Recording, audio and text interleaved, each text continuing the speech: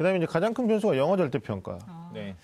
지금 말씀하신 대로 제가 그 한 친구의 성적으로 발표된 성적으로 저희가 이제 그 계산식을 세우는 게 있어서 그게 네. 이제 좀 계산을 해봤는데요. 네. 보니까 이 친구 이제 뭐 또 학과까지는 제가 검명을 하지 않겠습니다. 상위권 학과인데 네. 한양대랑 성균관대 지원 최상위권에 있는 학과들 지원했을 때는 사실은 이게 갈 수가 없다고 나왔는데요. 네. 같은 수준에 있는 고려대학교 조금 중하위권에 있는 학과인데 이게 갈 수가 있더라고요. 네. 그게 지금 선생님 말씀하신 대로 대학별로 계산을 하니까 이 친구의 그 영어 등급이 사실은 조금 부족해요. 근데 네. 고대는 이제 등급을 감점을 해주는 그런 형식을 띠다 보니까 네네네. 사실은 영어가 2등급인데도 충분히 네. 승산이 있는 점수가 나오더라고요. 그러니까. 이 얘기를 네. 좀 저는 자세히 해주셨으면 해야 돼요. 좋겠는데. 구체적으로 해야 돼요. 그러니까 처음에 이게 전형 계획이 발표됐을 때는 네. 이제 보통 대학들이 영어 절대평가 되니까 네. 영어를 굉장히 디테일하게 학생들을 평가하지 않고 일정 수준 이상이면 그렇죠. 대학 교육 받을 수 있는 수준으로 인정하겠어. 한국사처럼 이렇게 됐단 말이에요. 한국사처럼 그리고 오해하게 나서 만들었어요. 실제로 이제 전형 계획에 보면은 등급 간의 점수 차가 뭐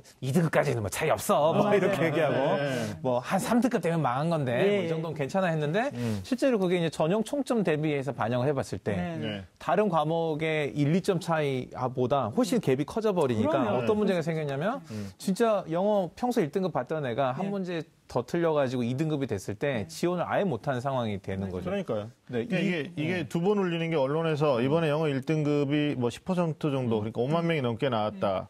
근데 실제 어두운 그늘 밑에 있는 학생들 89점, 88점, 87점. 네. 아싸! 이런 애들이 이제 80점이에요.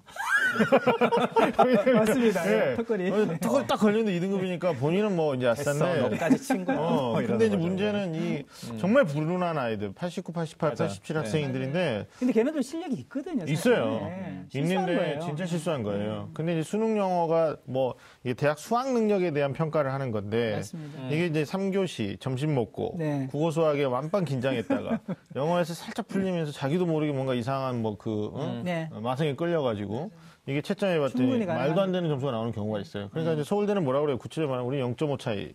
네? 전형 총점이 600점 기준이요. 서울대는 총점이라는 건 없다고 말하는데 어찌 보면 세계 영역이니까 600점. 중앙대도 마찬가지고. 네.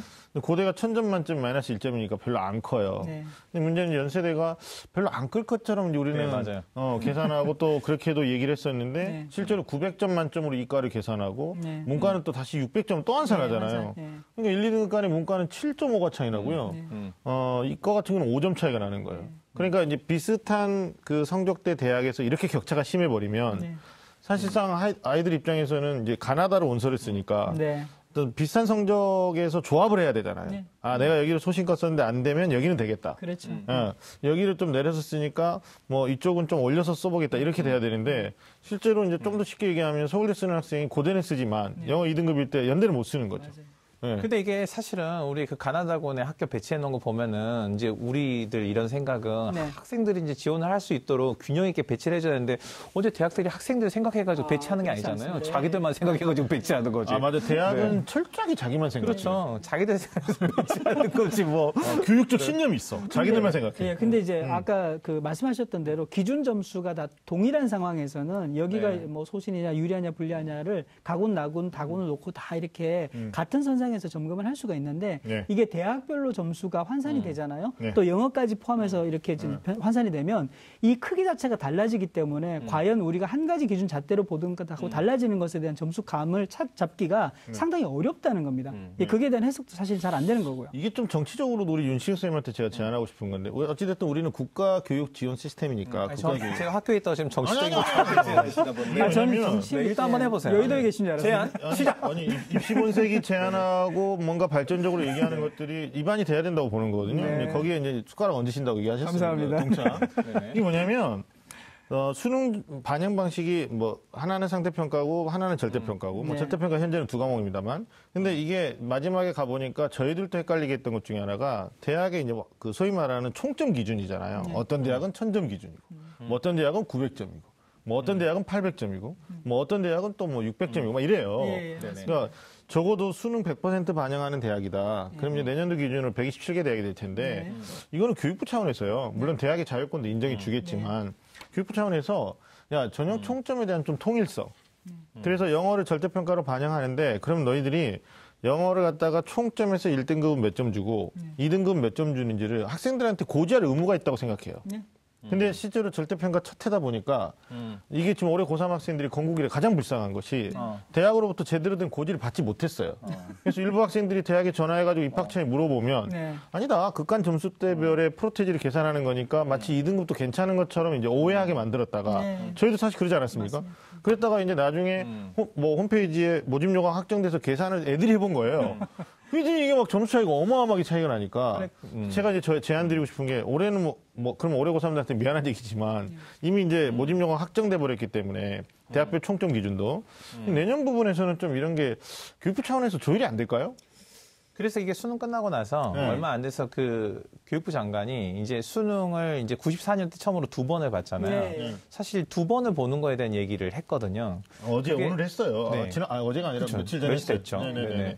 그러니까 이제 그런 얘기가 나오는 게 뭐냐면 이게 영어가 절대평가가 되니까 한 번의 시험으로 이렇게 등급이 결정되는 것이 문제가 있는 거죠. 이런 상황처럼. 아니 근데 그 네. 지금 이제 맞아요. 과거로 되돌아가 보면요. 네. 이제 시험이 두 번. 한 번하고 두 번이 있잖아요. 근데 문제는 첫 번째 보는 시험보다 두 번째 보는 시험이 어려우면 그쵸. 하나만 와요. 보나만 와요. 그렇죠. 그래서 그럼요. 이 난이도 맞추기 94년도, 힘들거든요. 94년도에 그랬었죠. 네네, 그랬었죠. 근데 이제 그 3개월 동안 공부한 네, 게 다 수포로 돌아간 거예요. 성적이 이제 올라가는 뭐- 게 없으니까. 맞아요. 네. 저 좀 얘기합시다. 말씀하십시오. 네. 여의도의 네, 네, 네. 윤 의원님. 네. 갈 것 같아. 제 초선이라서. 아니 우리 중에 가능성이 제일 높아요. 네. 네. 이사하겠습니다. 네.